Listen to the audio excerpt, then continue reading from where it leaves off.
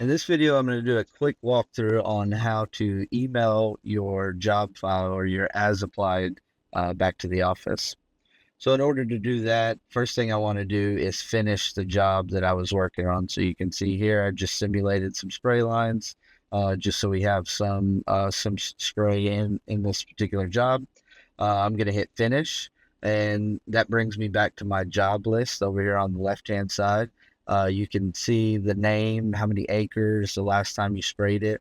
So I know this is the one I want. Also, it brings up the last job you were working on is always going to be at the top.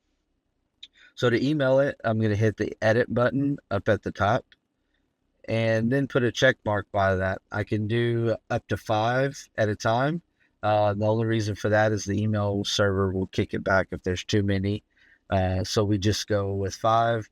In this case, I'm just doing the 1. So to start the transfer from the light bar to the iPad, I hit the share button. It's going to be down at the bottom left-hand corner, along the same line as the trash can, the delete button. I'm going to select that.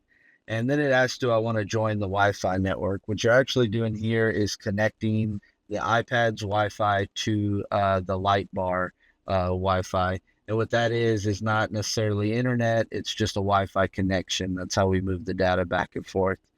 So I will say join. It's going to connect to that. It's going to connect to that Wi-Fi, and then it will start transferring.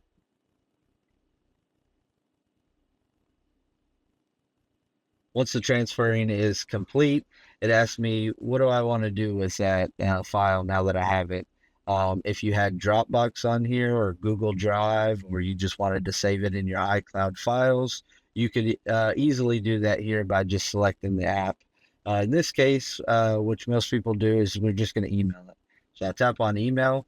It automatically will pop up a window with the email log already attached. I can type in the address. In this case, I'm going to send it to myself. And once you've typed in the email address, it's going to save it so you can come back to it. You don't have to type in the whole email address every single time. It's already pre-populated, so I will go ahead and do that. And then I'll just give it a subject name, and I'll actually name it the job name.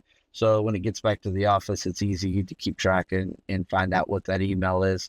You could also add in, if you're working with work orders, you can make that the work order number, the pilot's name. There's multiple possibilities of what that can be. However you want to manage your fleet or your airplanes, or how you receive those as applied back. So I'll just go ahead and hit send, and that's it. Now that job or that as applied has been sent off.